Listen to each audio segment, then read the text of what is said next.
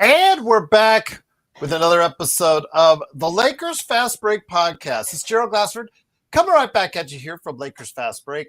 Pop Culture Cosmos, where we cover the latest news and trends in pop culture each and every week, twice a week, wherever you get your podcasts. This week's Pop Culture Cosmos will probably come to you around Monday, around lunchtime.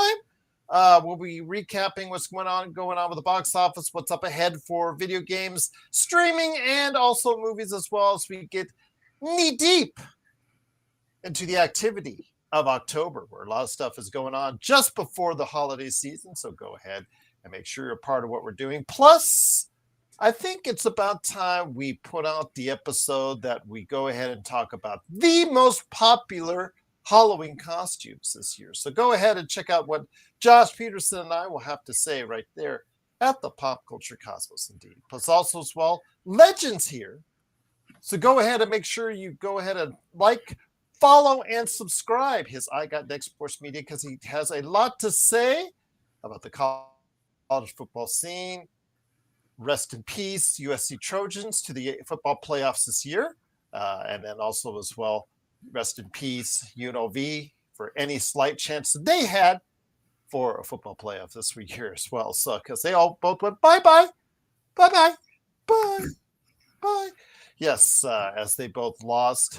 But you can find out what's going on with college football, NBA, NFL, and more right there for you at I Got Next Sports Media, right there on YouTube. Also as well, of course, the Lakerholics crew, Lakerholics.com. We did not have a Lakerholics show.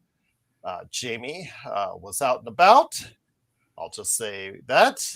And of course, the other guys, when they're not fighting each other, they'll go ahead and make sure they've got something set up for you at Lakerholics.com, because the opinions are flying on Lakerholics. I'll just say, and I'll just leave it at that. So if you want to see what Laker Tom is, or who Laker Tom is trading today, where Laker Tom thinks the Lakers are going to be at this season, Jamie, where he thinks the team is going to be at this season, Michael Heinrich, and also L. Rob as well, go ahead and make sure you join the community right there at Lakerholics.com. Want to go ahead and also give a big shout out to everyone out there that is going to be following the Dodgers this week, right there for you at playback.tv/the Joe Soro Experiment. It's the Experiment on YouTube, but on playback it's Experiment, the normal way you spell it. So go ahead and check out the Dodgers action there. And then on the flip side, the Lakers Fast Break, it not only has like a football game or two going on from time to time, but they also have, of course, we will have on Tuesday night, we'll have the Lakers and the Golden State Warriors. And then after, of course, we're going to have our awesome, world famous post-game show. Legend, you were invited. I don't know if it would be a little bit late for you during the week, but you are, of course, invited. So you'll get the invitation. I understand if it's going to be a little bit late for you, but we got to have a post game for the game. So I'll stay up late for that one. All right, there you go. Indeed. I do also want to let everybody know Monday is also a big day, because that's our season prediction show.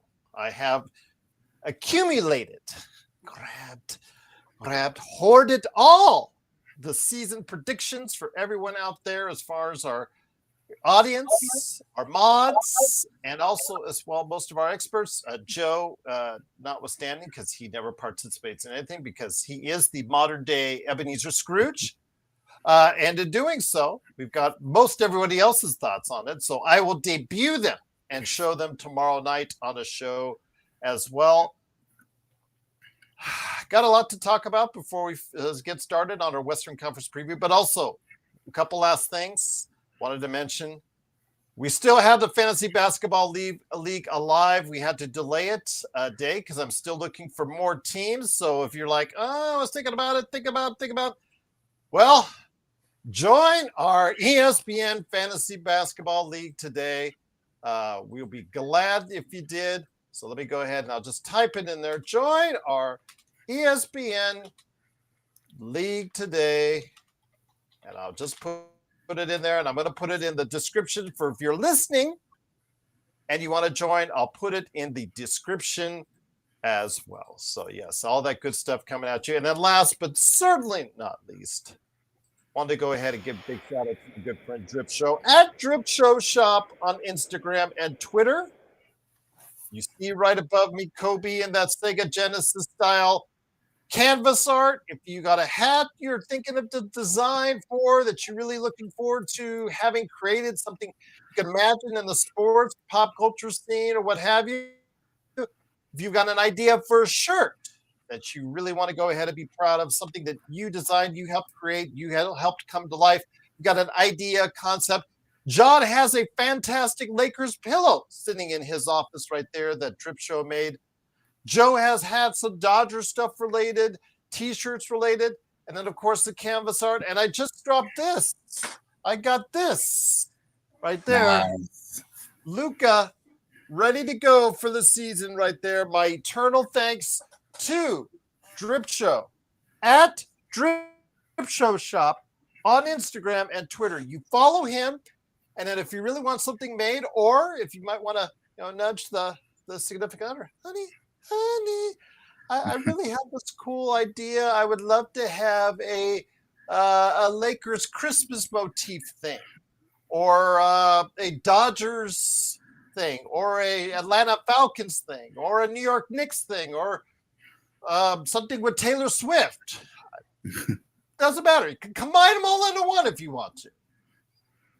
Just tell Drip Show how you want it, and he'll let you know if he can deliver on it and how much it'll cost you. But at Drip Show Shop on Instagram and Twitter, that's where you start to get a great and awesome gift for yourself or someone else for this holiday season. All right.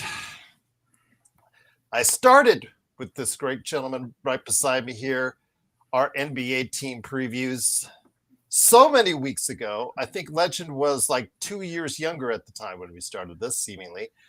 But after all I've been through, as far as all the interviews I've done from all around the world, these people have weighed in on the teams that they cover on a regular basis.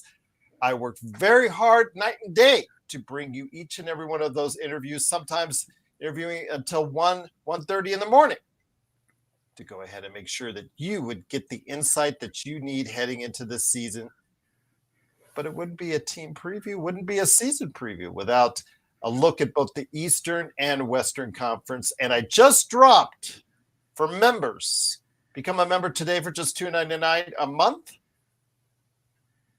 a chat with Nick Roloff from Chat Sports. Oh, they only have 418,000 subscribers on YouTube right now. So he knows the NBA, and he gives me a shout out right there on the Eastern Conference, and also some thoughts on the Lakers as well. So go ahead and become a member. You can catch it now, or you can see it here in a little bit, like maybe about Monday, sometime Monday. I'll pop it and make it available for everyone else. But you always get the insight. You always get the stuff that's ahead of you right there for you. As far as my special interviews, you always get it first. And on top of that, I have an interview with the author of a Lakers book coming out on Tuesday. I believe it's coming out Tuesday. I have it. I can't tell you what it is, or I break embargo, but I got it right here. I want to show you so bad. It's right here off camera, but I can't show it to you because I break embargo, and that would be bad, so I won't get any more free stuff. So I can't tell you what it is yet, but if you guys look out for a Lakers book that's coming this week, you'll know which one it is. He's already interviewing all over the place. I don't know why there's an embargo for it. He's already interviewing on national shows and all that, but okay, willing to play this game. But on Tuesday, I drop my interview with him, and I get to show you the book as well. It is a Lakers fast break audience book, because it tells you all the stuff, the inside stuff that the Lakers don't want you to hear about. Oh, yeah. Yes. So right there for you. I'll have that info all for you on Tuesday for our post game, and I'll make it live on Tuesday right here for you with the Lakers fast break. Joe, this is called a show on the Western Conference. And of course, who better to go ahead and talk about the Western Conference? A good friend indeed. It is Legend. What's going on, Xbox? What's going on, Blue? I just sent it out. I couldn't do anything in advance on it. I've been out all day, so I really couldn't do anything. Plus, there's a lot of stuff going on behind the scenes. I'll just say that. It is a good man indeed. It is legend. Great to have you here. I wanted to go ahead and talk some Western Conference with you for an hour. A little less than that. So how you been, my friend? I've been pretty good. I cannot complain. Just got back from watching some good college football this weekend. How about you, Gerald? Doing okay. I'm getting ready for the season, my friend. Again, a lot of stuff to deal with, a lot of stuff to plan out, a lot of stuff to try and get there for all of our consumers, whether they're watching or listening out there. Just hopefully your guys are okay with it. Again, like and subscribe. I want to go ahead and get into it right now with the Western Conference. Obviously, the OKC Thunder, heading into the season as the favorites here in Vegas. They're a team that didn't. I think they lost one individual as far as from the team. I think they've replaced him with one of their rookies that came in, Barnheiser, or as far as not too much as far as turnover is concerned. They signed to pretty big, hefty deals for their top three players, so they're locked up for years to come. They've got everything a team could ask for as far as youth, experience now with a title run. They've got talent across the board, depth, and a ton of assets they can utilize in trades if they see anything wrong coming underway. How imposing do you think that is to other teams in the Western Conference? I think it made the Thunders a lot more taken serious team now. They got the experience, so no one can no longer say the word no experience. People can't say that anymore. Nobody can say they ain't been through it or they ain't got the toughness. They've been through it. They done it. They accomplished it. I think they make this team a lot tougher and taking more serious going forward now. And what makes this team to me really dangerous, outside of what they got on the court already, is the fact they can continue to make moves. What makes it so dangerous? It's the fact if they really want to go get a Giannis Antetokounmpo, they can do it. They have all the assets. They got the trade pieces. They can literally tell them, what do you want? We got you. That's, to me, what makes them more dangerous. I think that is what's going to make Oklahoma a real threat to they can improve if they really had to. So I feel like Oklahoma is sitting in a really pretty spot right now, knowing that they got the draft picks, they got the players, they can do anything needs to be done. And they got the right general manager to take care of it. Well, that they do. Again, they have the title to prove it. But people have been talking about how deep the Western Conference is. And if there's any slip up at the top, there's a bevy of teams just behind them in the Western Conference that could go ahead and possibly take that title. I know that the team that's most mentioned is the Denver Nuggets right now, because the Denver Nuggets, they come in, they took the Oklahoma City Thunder 7 games in last year's playoffs, and they, in a lot of people's eyes, fixed a lot of what ails them and what ails them as far as their depth is concerned. First off, they made the great trade in a lot of people's minds as far as sending Michael Porter Jr. to the Nets, bringing back Cam Johnson, a player that many people think is just as good as MPJ for a considerably less. They bring in Tim Hardaway Jr., they bring in Valanciunas, they bring in players to help with bolster the roster. They look more like a team that can actually play a lot of people and individuals out there, especially not having to tax Murray and Jokic as much during the course of the regular season, which I think is big. Your thoughts on what Denver did this season, and how close do you think they could come, or do you think they should be considered the favorites in the Western Conference?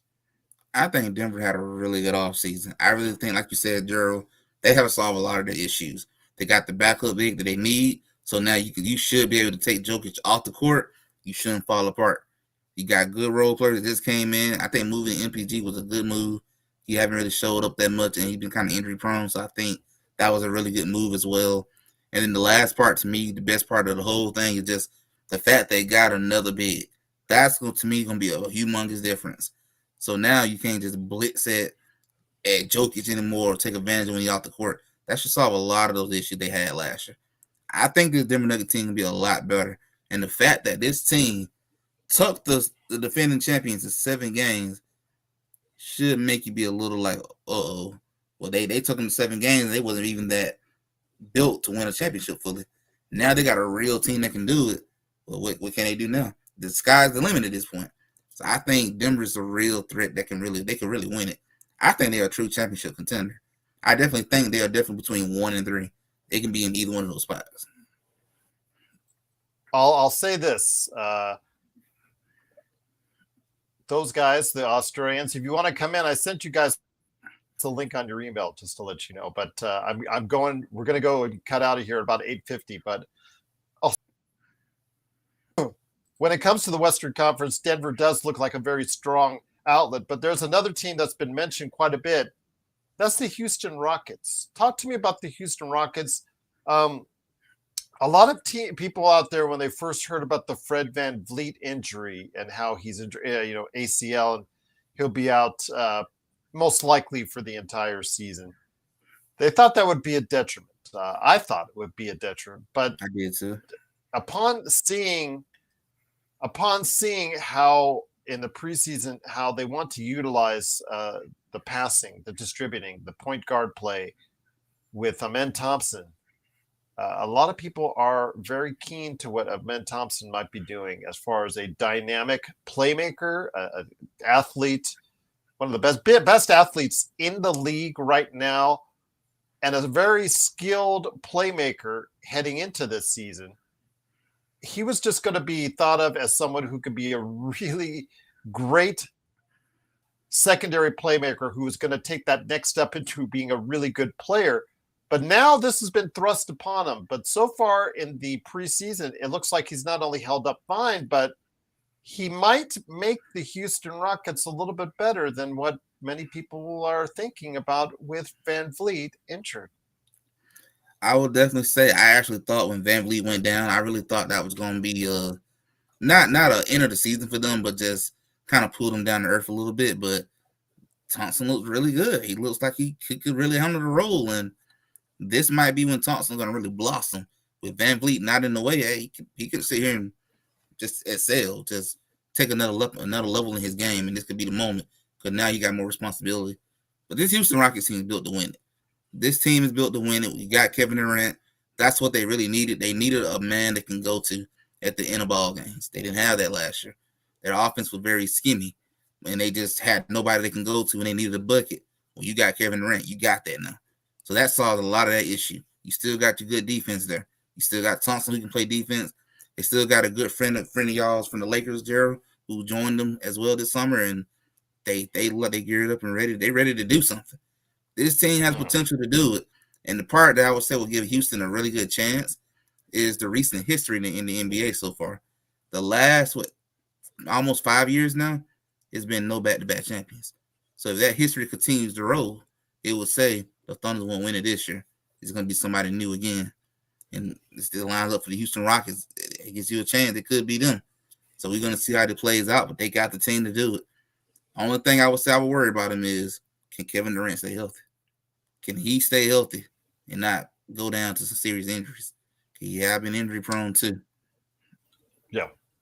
I'll just say this, and as we're recording this, he just signed a 2-year extension worth $90 million. That still gives Houston flexibility going forward in the years following this season. So that's something I think a lot of Houston fans can go ahead and rejoice about, is that he didn't break the bank per se for the Houston Rockets. They'll still have the ability to, if they want to extend Tari Eason, and then also, again, still be able to add pieces going forward, which is good for them. Right now, they're still, they're up against the cap right now, but they will be able to have that flexibility going forward, which is going to be great if you're a Houston fan.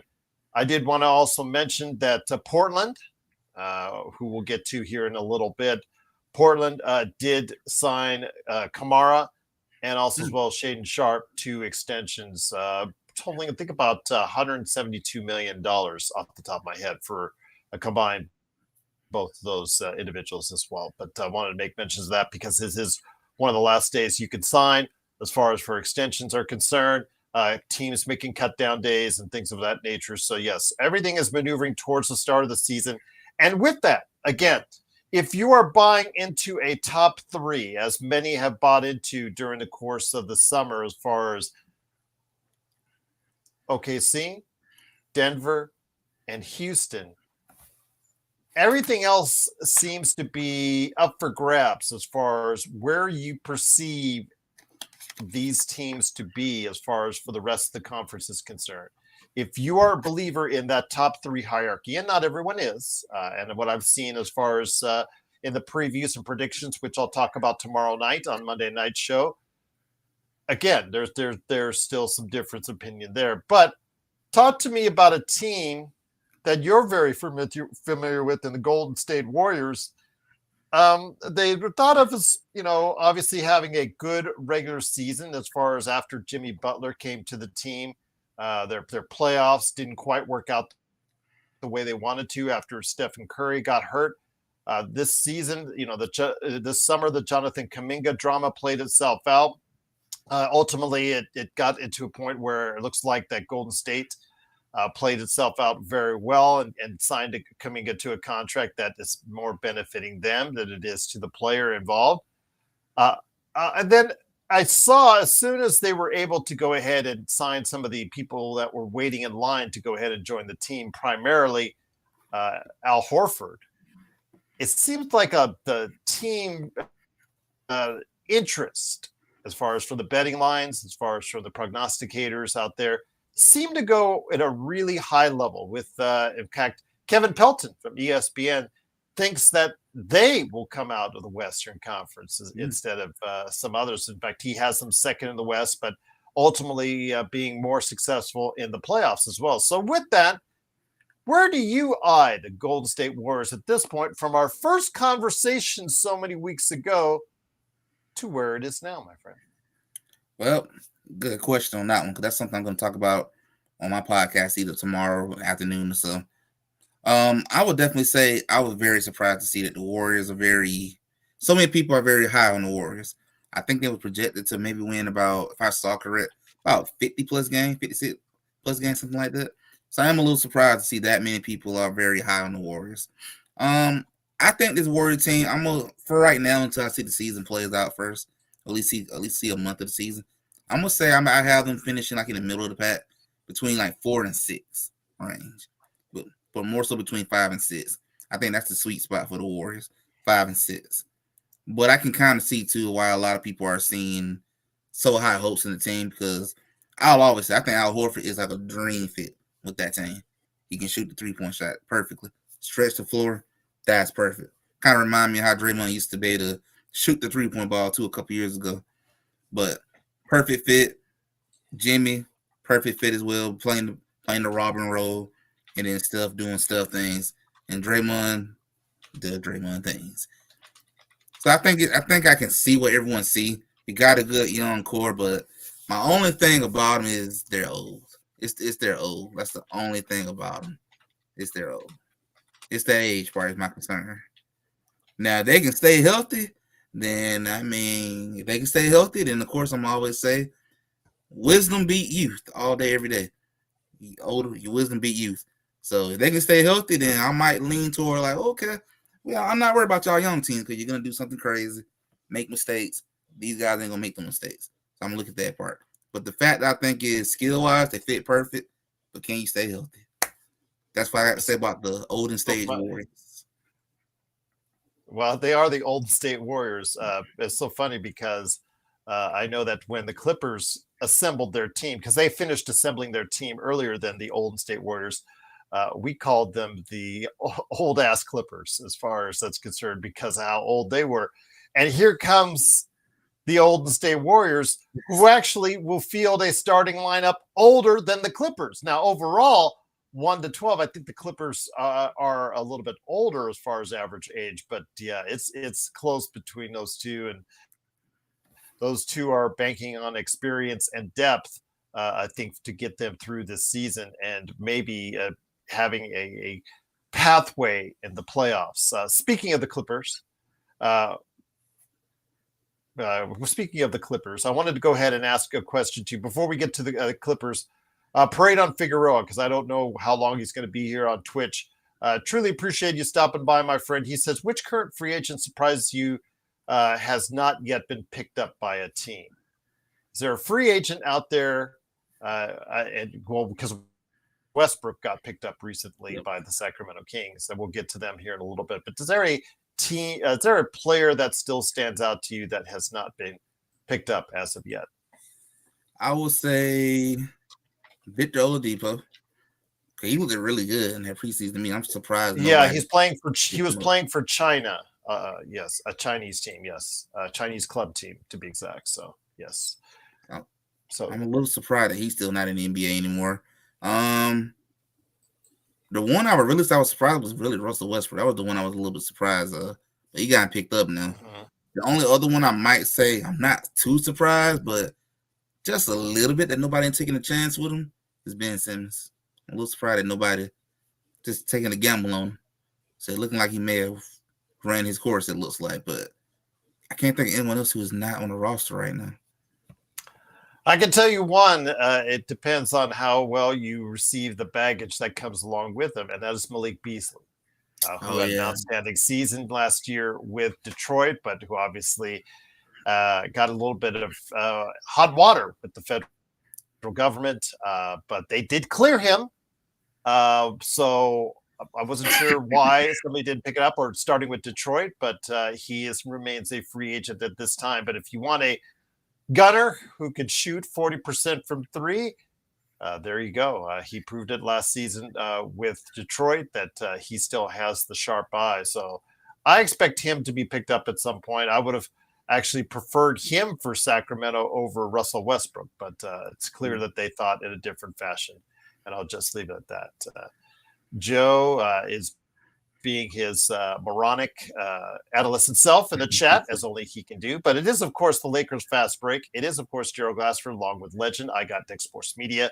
We're previewing the Western Conference. If you want to go ahead and make sure you get the total landscape of all the teams that are out there that are in the NBA by team, go ahead and check out my detailed conversations with people who cover these teams on a daily basis right there for you on the channel. Right there is a full playlist for this upcoming season, so go ahead and check it out, and that's where this will be as well. So with that, though, the Clippers. Let's bring the Clippers in here. Your thoughts on the Clippers? Again, yes, they do look a little aged, like the Golden State Warriors, but like the Golden State Warriors, they have a lot of names. They have a lot of veterans that it have in the past and in recent past done quite a few good things. Again, the Clippers look like a team that's even more solidified along the front line. That's one of the things I think they thought was a big weakness after Zubats was what could they do along the front line or as far as backup? It just seems like Zubats was out there by himself quite a bit. Well, now with Collins coming in from Utah, with Lopez coming in from Milwaukee, they drafted a 7-footer out of Penn State. They also brought in Bradley Beal. They brought it back Chris Paul as a backup point guard. They stacked themselves with a lot of names, but we've seen before teams with a lot of names on their roster not do quite as well as they thought they would.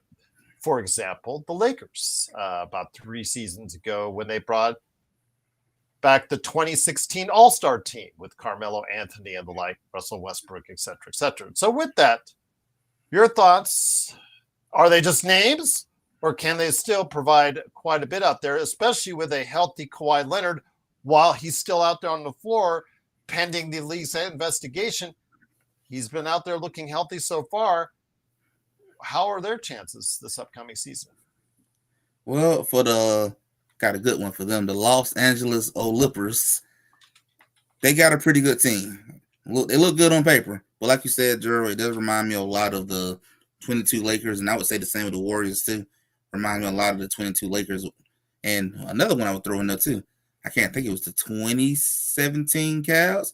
We had a lot of big names on that roster too that did not work out too well, but yeah, it does look kind of like that scenario, and we'll see how it plays out. Like on paper, it looks good, but I don't know how I can work on that court. And I don't expect much from Chris Paul at this stage, so I know he's going to be more so, to me, like leadership-wise.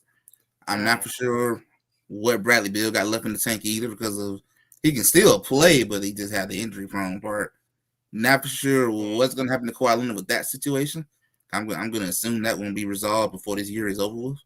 And Brook Lopez, I think that's a good pickup, just up in the age. And 7-footer, drafted, good move. I think it looks like it's a solid team. It looks like it's a team that could go somewhere. But I look at them with the same questions Golden State. Can you stay healthy? That's my biggest thing. It's not even just Kawhi anymore now. Now I got to look at everybody on this whole roster.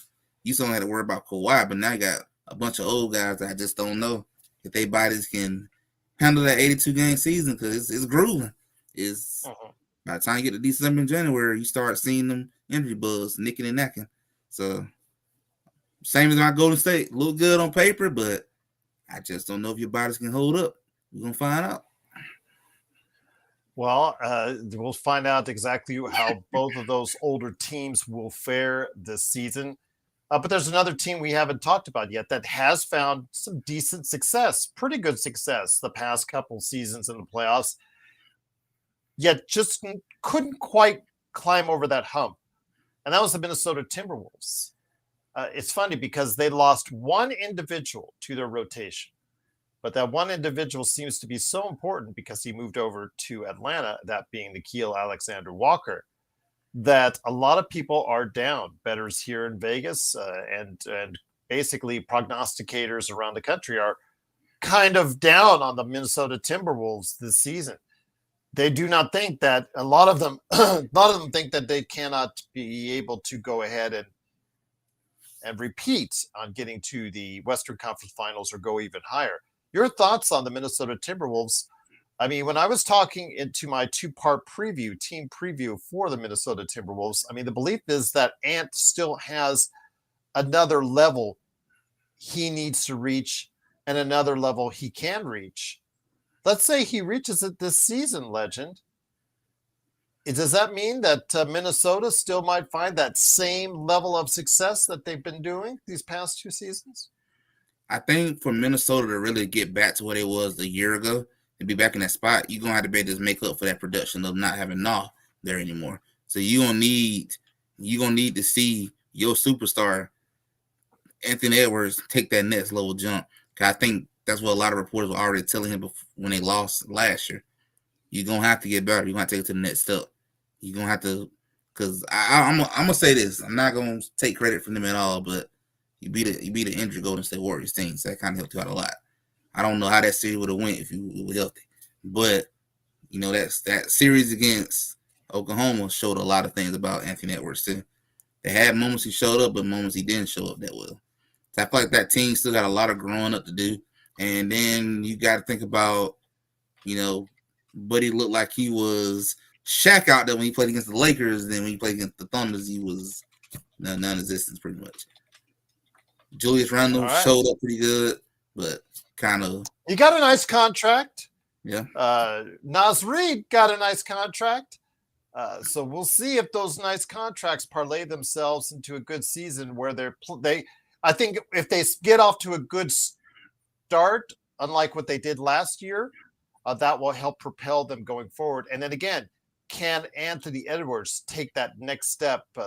Those in Minnesota are hoping they can. Plus, they're two second-year players. They were rookies last year, Dillingham and Shannon Jr.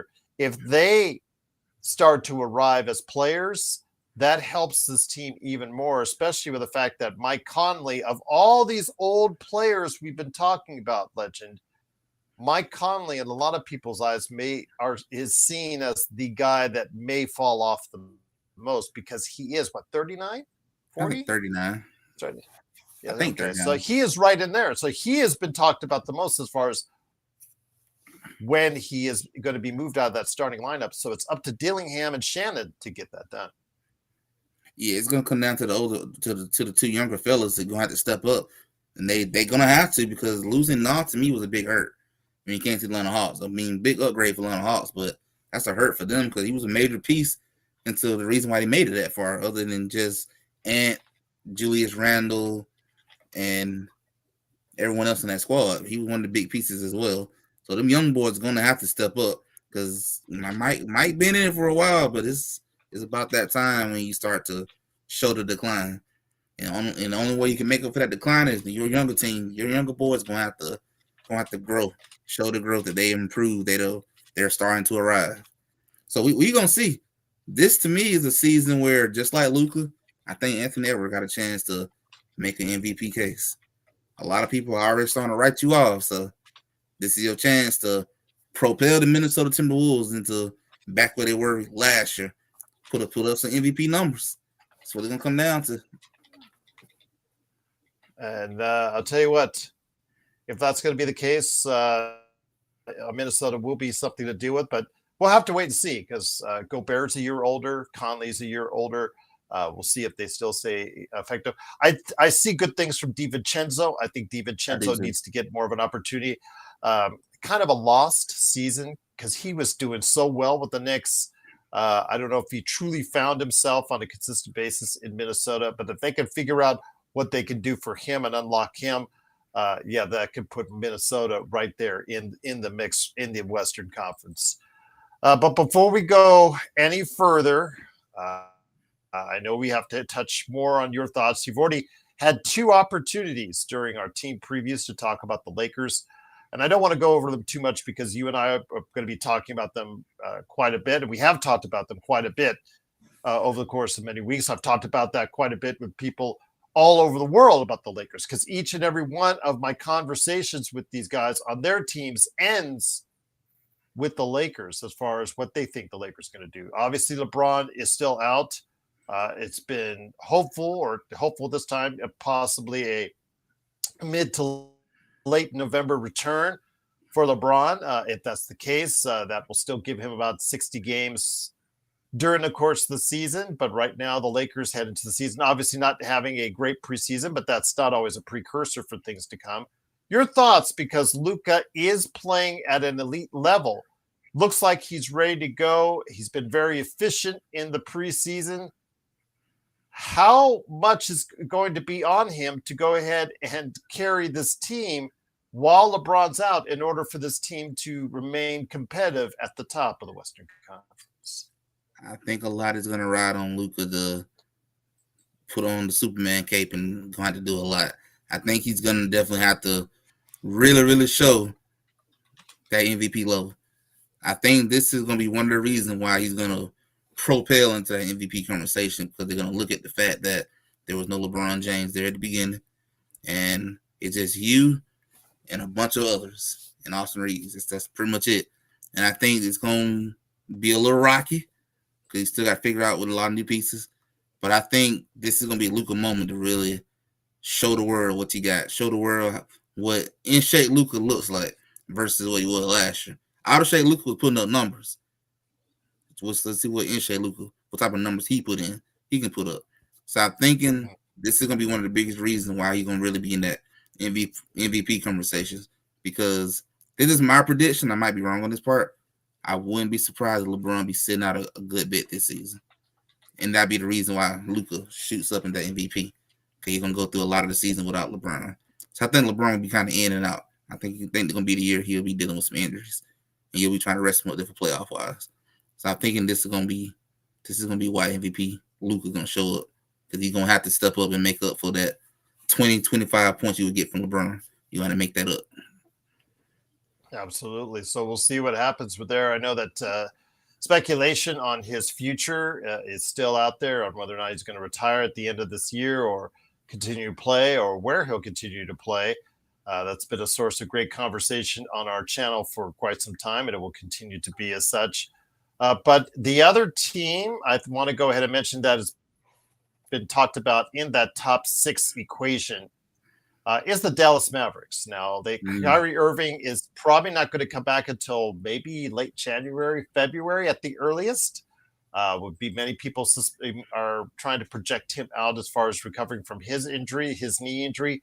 Your thoughts on the Dallas Mavericks?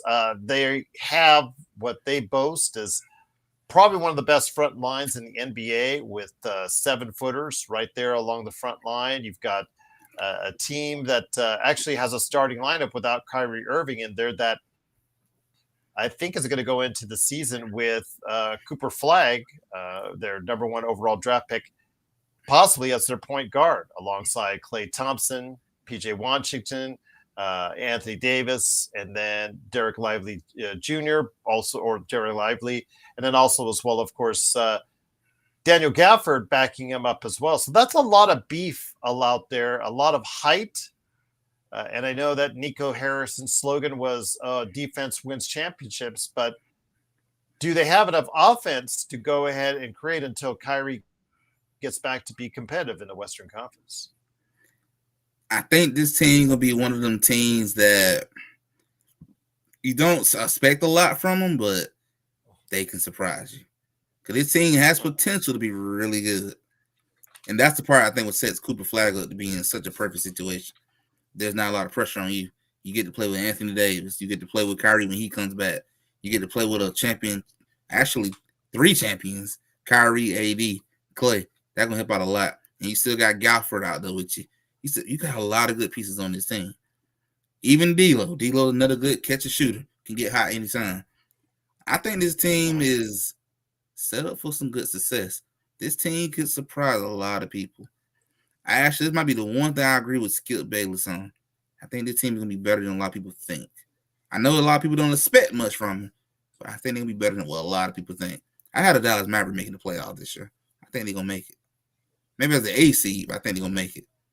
Them or the Spurs, one of those two finna make it. Oh, both. Well, we're gonna talk about the Spurs right now. Victor Wembanyama, just says what a sensational player. I mean, just a lot of gifts for a guy that's 7'5". If he stays on the court, he is an instant 25, 10, 3, 4, 5 blocks. It's just amazing the things that he could possibly do this season. How far would this team go with him?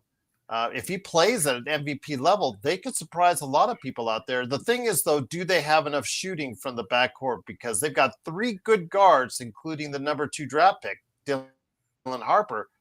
But can any of them provide enough shooting and spacing enough for Victor Wembanyama? I'm going to start off with Victor first.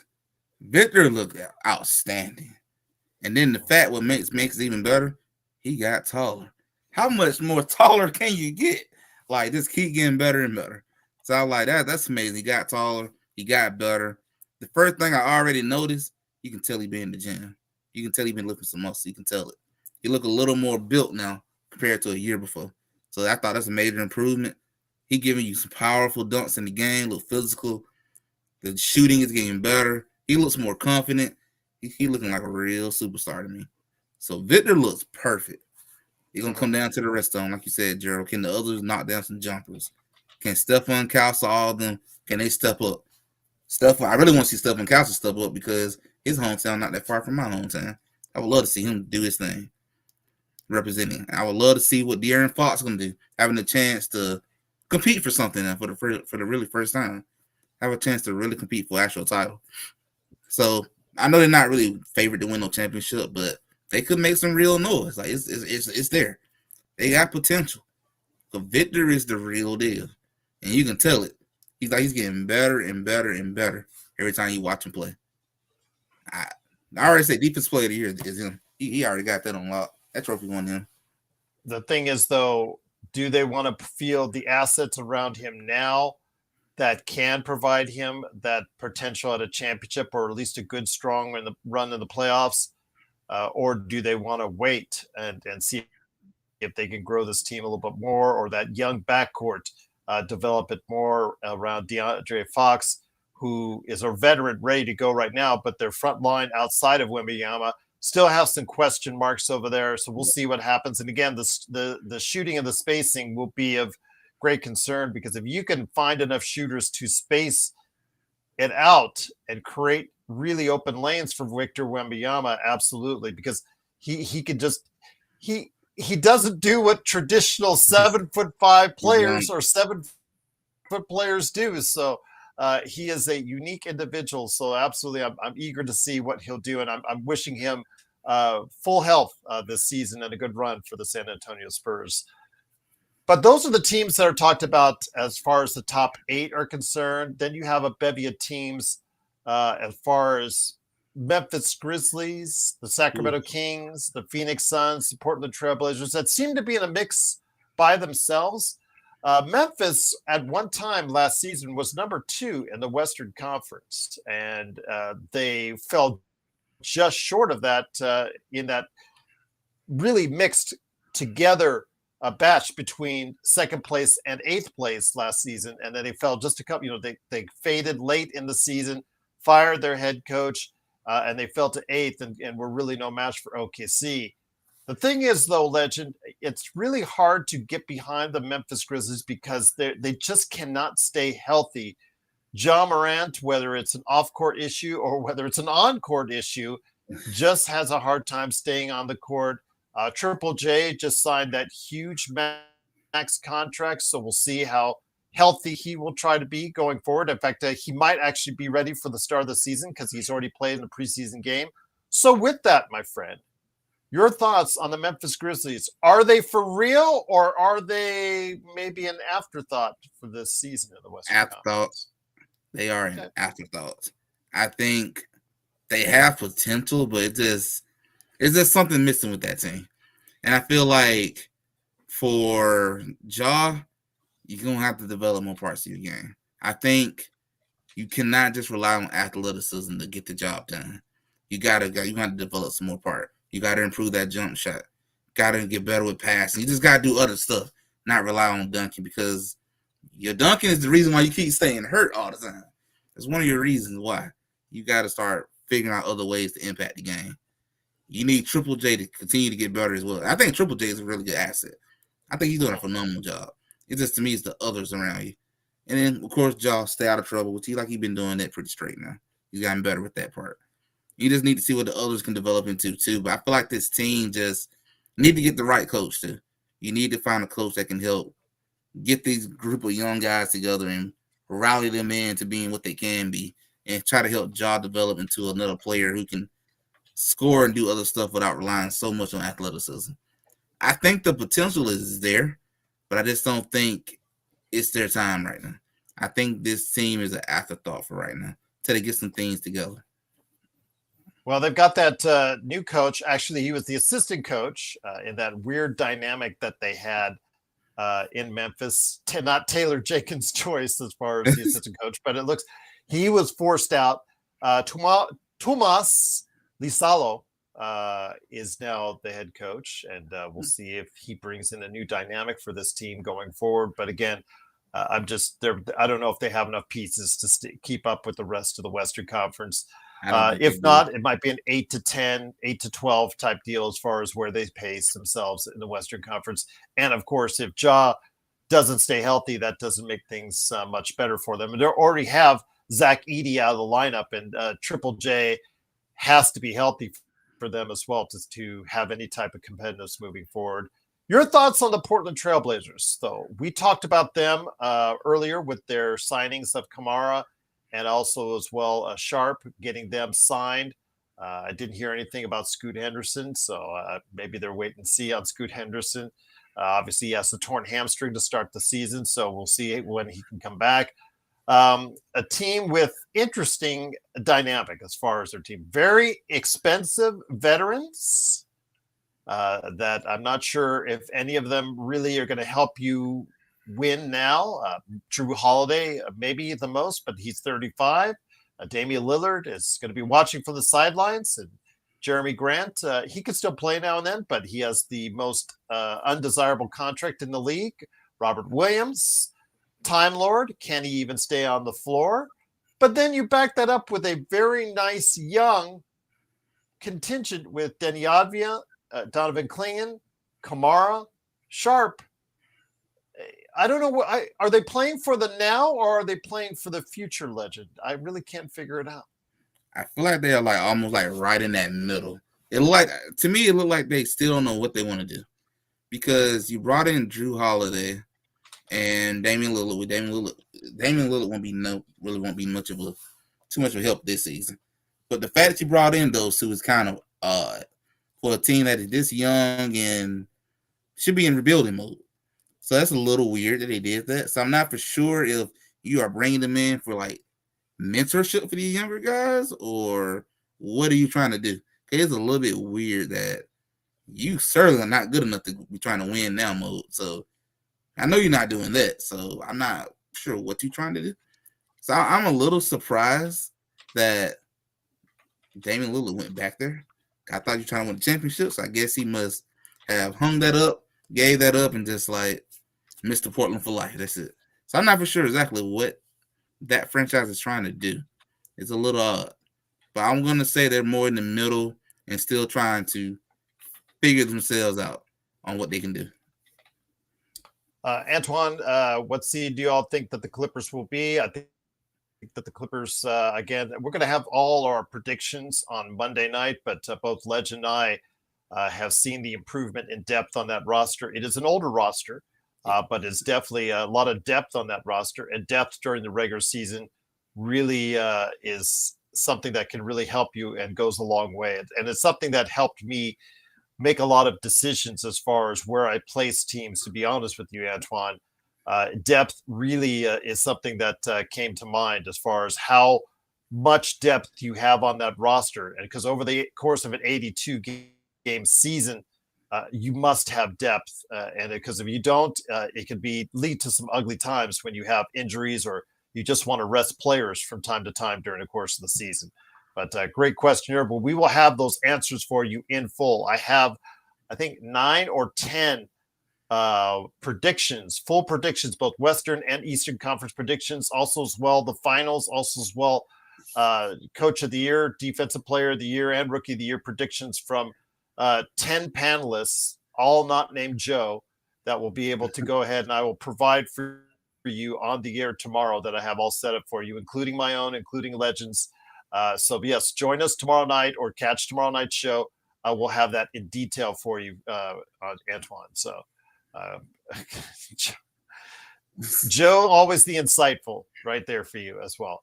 But yes, great to have you guys here. And as we close up here real quick, Phoenix, what are your thoughts about the Phoenix Suns? Devin Booker getting up the back end of his contracts, 2 years padded, very nice, $70+ million each.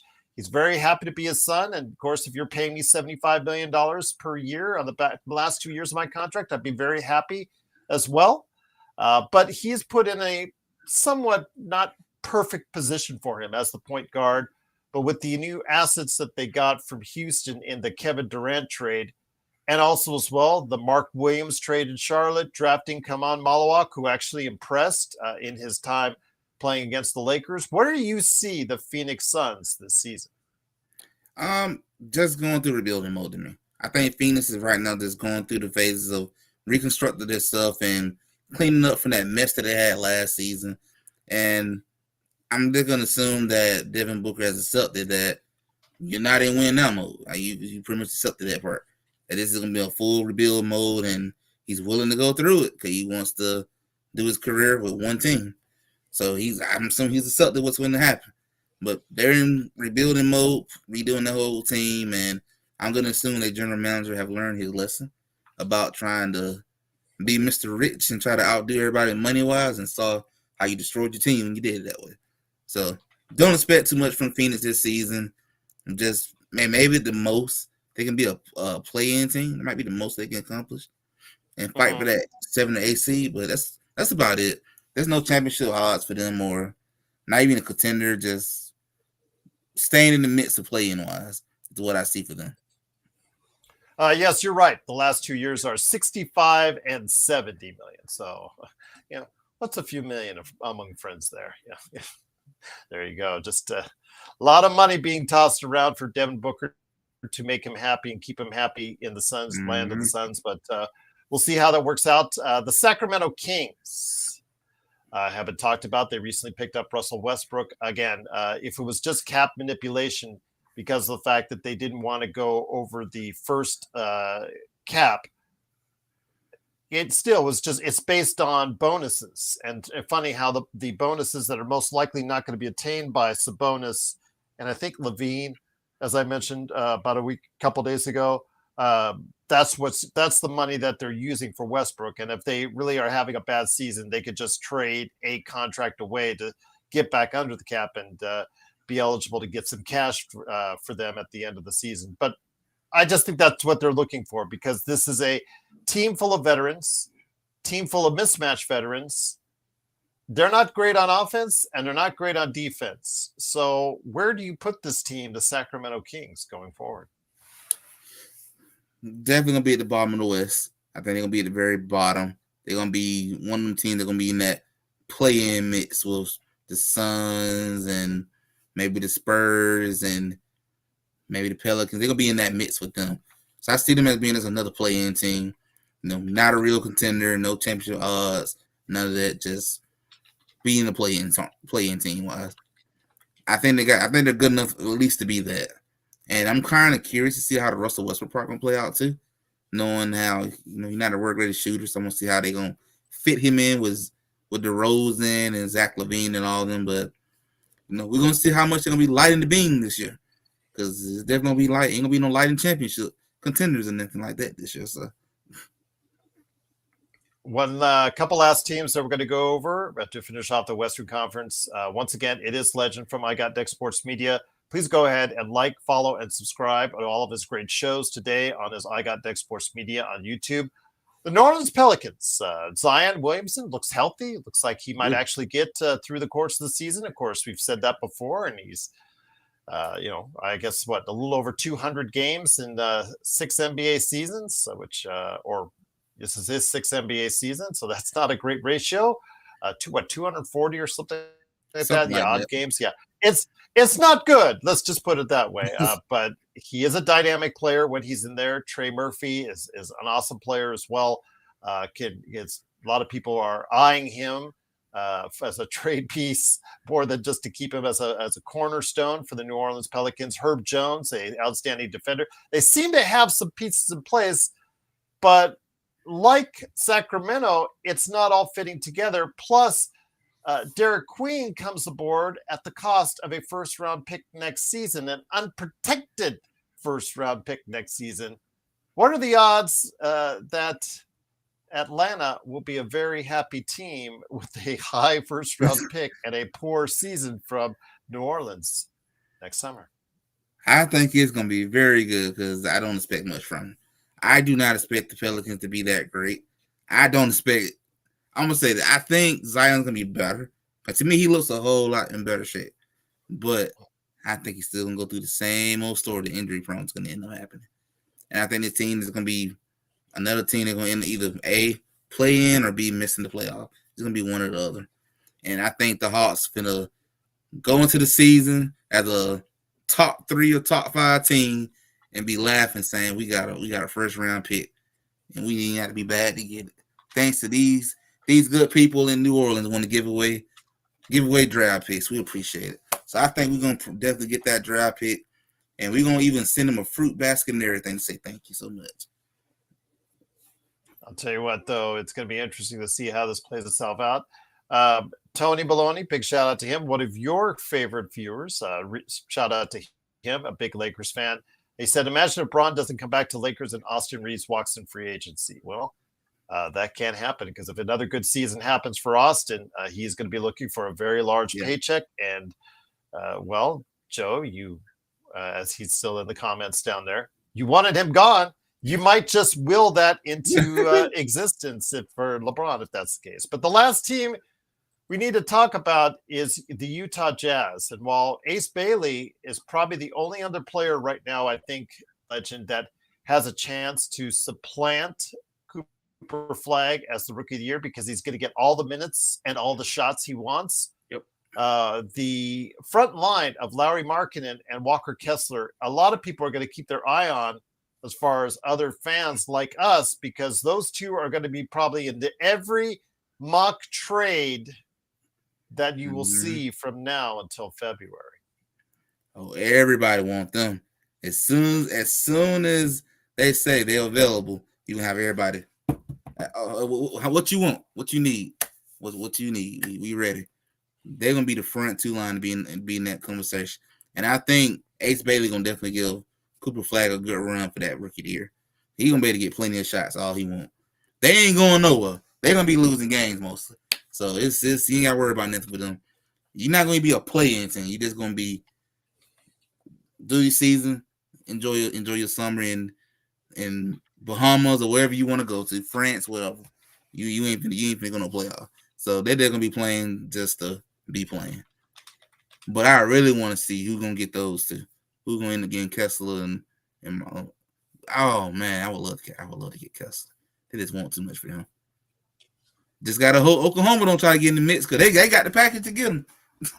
Yep, absolutely. Again, we'll see what happens. Utah will be able to just if they want, Lauri Markkanen will go at a high price, but you're going to have to deal with both the Ainges. There's two Ainges there now, and that's twice the headache if you're trying to go ahead and get those either Kessler or Markkanen in a trade. So we'll see what happens. But if something happens to Flag as far as an injury, I think Ace Bailey will probably be the favorite for Rookie of the Year if something happens. Again, it's Flags to lose, but if not, I would say Ace Bailey would be my shot, or Trey Johnson out of Washington. That would be my shot as far as those guys, because those guys are going to get plenty of reps and plenty of minutes in their respective teams.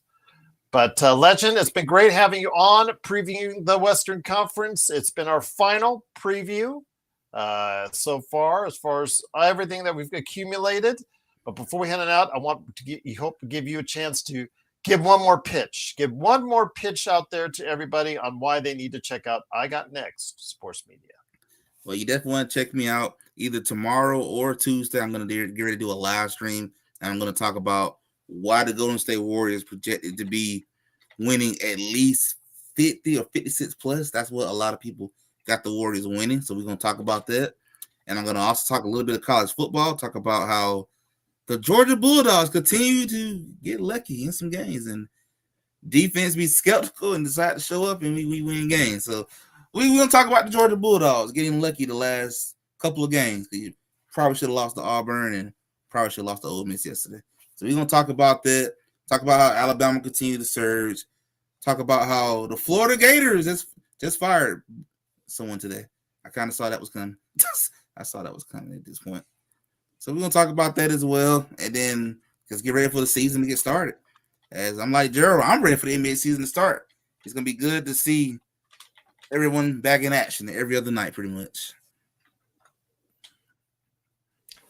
It is, of course, my good friend Legend. He hosts I Got Next Sports Media. Looking forward to hearing his thoughts as well. Plus, we will have the guys out this week because they'll be all out. All of our crew will be back in regular season form because the regular season starts on Tuesday. Starts off with, of course, playback.tv/Lakers Fast Break on Tuesday night with the Lakers and the Warriors. Then afterwards, our world-famous post-game coming right back at you here. Monday night is our season prediction. So look forward to that as far as our panelists, not named Joe Sorrell, turned in all their thoughts on the season. So I'm ready to go ahead and share thoughts on that as well. And if you're into fantasy basketball, there is a link in the description on where to go if you want to sign up. We are still looking for teams for our draft tomorrow night. So if you're interested in fantasy basketball, please join us tomorrow night as well. Legend, it's been great having you on. Thank you again for your thoughts on Atlanta, Golden State, and the Western Conference. Any last thoughts before we head on out? Final thoughts? Anyone in the chat? Willis Jr., you a Atlanta Hawks fan? Check me out, man. Check me out. Hawks fans got to stick together. Check me out. Antoine, you have a great week as well. In fact, everybody out there, including you, Cho, have a great week as well. Truly appreciate you joining us. It is back, guys. Yes, exactly. We're back. The season is back. Coming back to you this week. Looking forward to it. And, we got you covered. I will have many more interviews lined up for you like I've done. And a lot of people are just telling me off camera, sending emails, thanking me for doing these interviews. So I will hit up a lot of these people, including Legend, time and time again during the course of the season, getting updates from them on their teams and the NBA. I know you guys like it, so we'll go ahead and keep bringing it to you as best we can. And as always, There is no better place to go for the Los Angeles Lakers and the NBA than right here at the Lakers Fast Break Podcast.